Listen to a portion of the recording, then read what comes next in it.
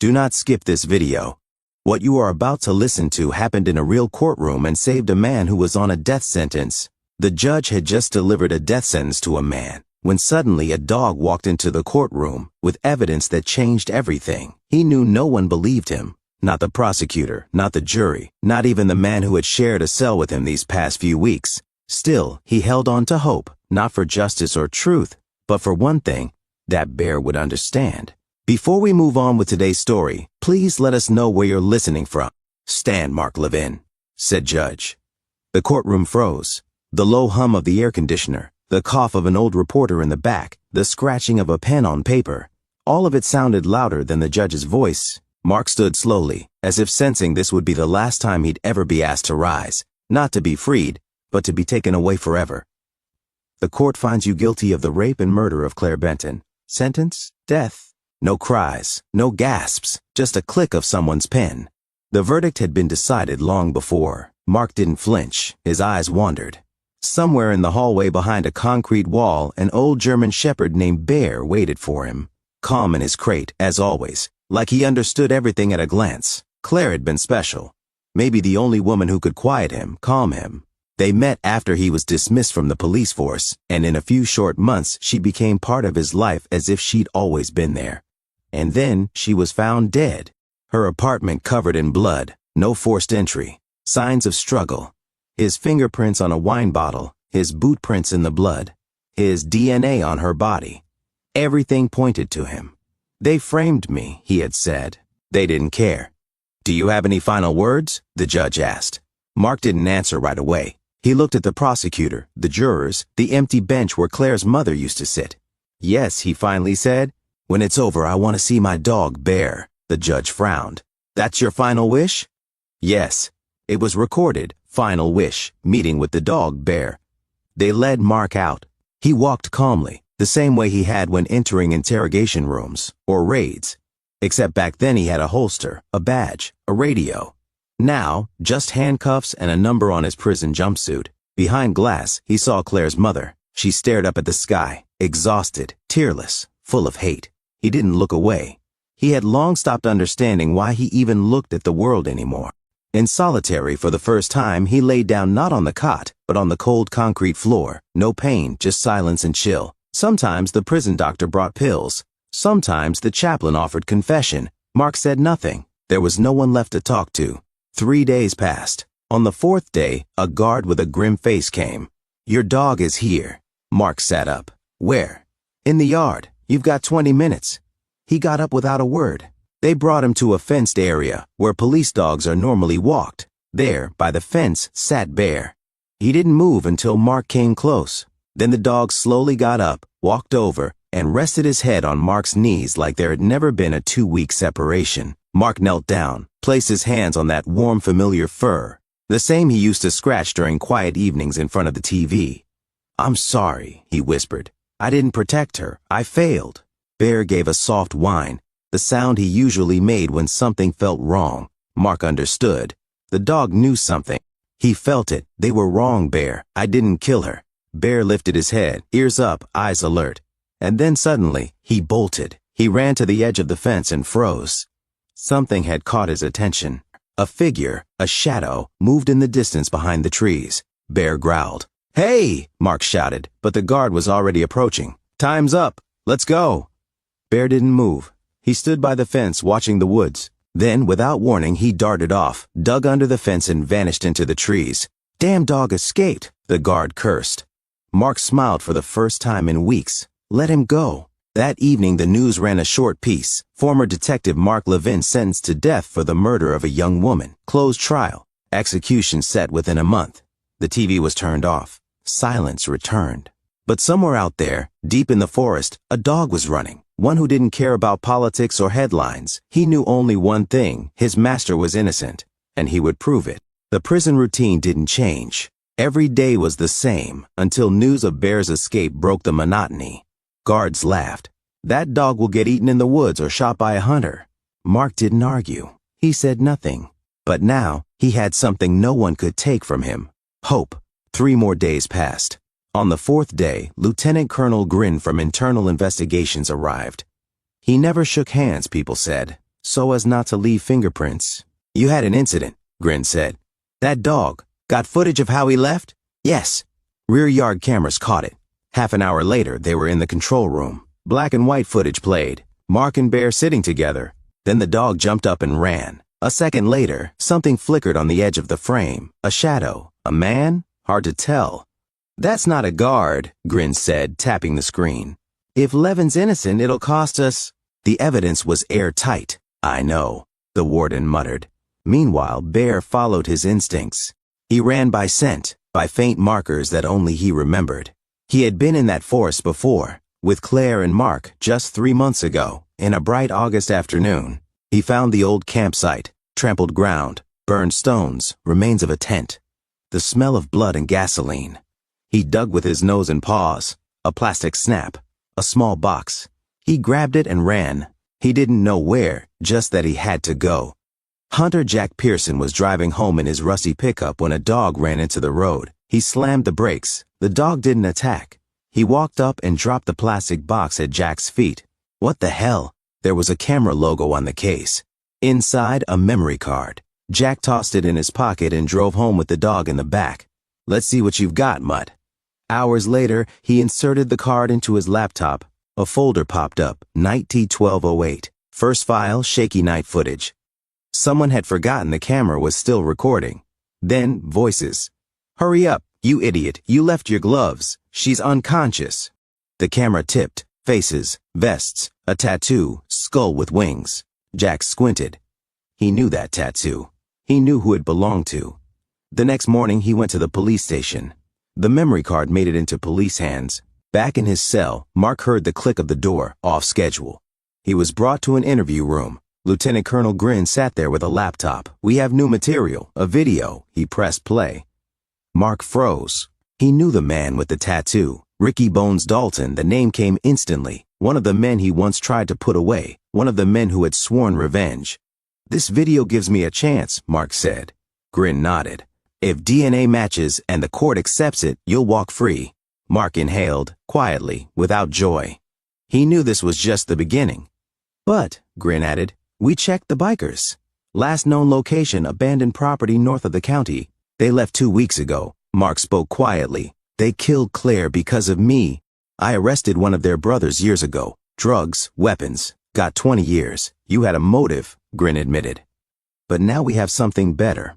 Proof. Meanwhile, Bear was in a shelter. Jack Pearson had dropped him off there, thinking he'd done his part. But the dog wouldn't stay. He growled, barked, and once almost chewed through the kennel door. Staff laughed. Like he thinks he still has a job to do. They weren't wrong. The forensics database returned a match. DNA from Claire's clothes, 99.8% matched to Ricky Bones Dalton and Kenny Rhodes. Mark Levin excluded. A week later, under heavy guard, Mark was moved to a federal building. Still a prisoner, but temporarily released. He watched the video again in the prosecutor's office. Faces, voices, laughter. No tears came, only cold fury. Did you arrest them? We got one, Ricky Bones Dalton. Found him near the state line. The other's on the run, but with the DNA, we'll drag him out of the dirt. What about the sentence? Supreme Court is reviewing it now. You'll return to prison temporarily, but under protection. You'll be cleared. I want Bear back. Bear sat by the shelter window, watching the road. When Mark walked in, the dog didn't bark, didn't howl. He simply stood up, like a soldier seeing his commander. Mark knelt. Bear pressed his head into his chest, and for the first time, Mark closed his eyes and felt nothing but the warmth of fur and the breath of his friend. But justice is slow and cruel. The bikers hired lawyers, claimed the evidence was fake, that jurors were biased. A scandal broke. The media exploded. Mark's name returned to the headlines, not as a killer, but as the man who was almost destroyed by the justice system. Detective accused of murder exonerated after dog uncovers crucial evidence. The headline read like a movie plot. But for Mark, it wasn't fiction. It was his life, stolen, and now painfully pieced back together. The final trial lasted 6 hours. The judge reviewed the case. The prosecutor submitted a motion to overturn the verdict. In the end, the court said just one phrase: Mark Levin is fully acquitted and released. He stepped out of the building. Bear stood at the bottom of the courthouse steps. No leash, no collar, just standing, waiting. They walked away in silence. Freedom is a strange thing. When you have it, you don't notice. When it's taken, you breathe differently. Mark realized this on his first morning of freedom, waking up in a cheap motel room to the hum of an air conditioner, not the shout of a gawk. He lay on the bed in the clothes given to him at release, listening to Bear breathe softly on the floor beside him. He didn't know where to go. He had no friends left. His family had scattered across states. Those who stayed had turned their backs. His phone, provided by the police, vibrated. A message from Grin. Dalton gave up the second one. Kenny Rhodes. Extradition tomorrow. Want to be there? Mark didn't reply. He didn't want to be there. He just wanted it all to end. Still, the next day, he drove to the courthouse, not to testify, just to watch. A van arrived, escorted by armed guards. Out came a man with long, greasy hair and a wrinkled jacket. Kenny Rhodes, the one laughing in the video, holding Claire by the hair. Mark stood in the shadows. No one saw him, except Kenny. Their eyes locked for a moment, and in that moment, Mark saw it. Fear. Not the kind that appears in court, but the real kind. The kind that chokes you. Kenny would now live in fear, the same way Mark had. 2 weeks later, the trial of Dalton and Rhodes began. The prosecutor brought in witnesses, DNA experts, video technicians. The defense claimed the memory card was planted, but then came the damning piece. In one of the recovered videos, Dalton was recorded boasting, "Yeah, we buried that cop. Who the hell's gonna believe him now?" And then, that chick had it coming. Should have picked better company. It was enough. The court sentenced Ricky Bones Dalton and Kenny Rhodes to life in prison without parole. As the trial ended, the prosecutor gathered his files and looked at Mark. You want to file a civil suit? For the false charges the years lost your reputation? You'd get millions. Mark shook his head. No, why not? He looked at Bear sitting in the hallway chewing on an old toy. I don't want money. I just want this to be over. Later, he was invited onto talk shows, major news networks. He refused. They asked him to speak at a criminal justice reform conference. He declined. They offered him a book deal. He said no. Instead, he got into an old car, bought with what little compensation he had accepted. He tossed a bowl, a blanket, and a backpack into the trunk. He turned to Bear. Let's go. The house he moved into was old, creaky, and smelled like all abandoned places, of damp wood, rot, and memories. But it was clean. The previous owner, a local carpenter, had fixed the roof and stacked firewood before leaving. At parting, he said, "The silence here isn't just background noise. It's someone you'll have to live with." Mark nodded. He was used to living with things that didn't speak. He had bought the house with state compensation, took the money reluctantly, like accepting something with dirty hands. But the house, he chose instantly. It was on the edge of the state. Forests, lakes, 40 minutes to the nearest town, 10 minutes on foot to the closest neighbor. The perfect place to stop hearing other people's voices. Life felt strange at first. Every sound suspicious.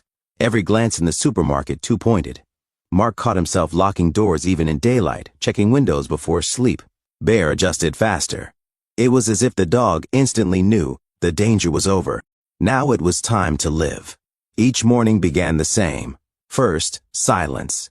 Then Bear's paws padding across the floor. Then Mark stepping outside, breathing in the cold morning air, watching steam rise from his cup of coffee. Bear would lie by his feet, resting his head on his paws. Sometimes Mark would hike into the forest, not to hunt, not to fish, just to walk. An axe over his shoulder, a thermos in his bag. He'd disappear for the whole day, returning with firewood, mushrooms, sometimes just stories. Working with his hands was the only thing that reminded him he was alive. The few neighbors nearby didn't pry. One, a mechanic named Eddie, offered him occasional work, fixing fences, chopping wood. Mark accepted. He didn't seek friends, but he didn't make enemies either. Where are you from? Eddie once asked. Far, Mark replied. That was enough. Once a month, he went to town for food, fishing gear, books. Sometimes he browsed old newspapers, half expecting to see his name, but no one wrote about him anymore. The world had moved on. And that was good.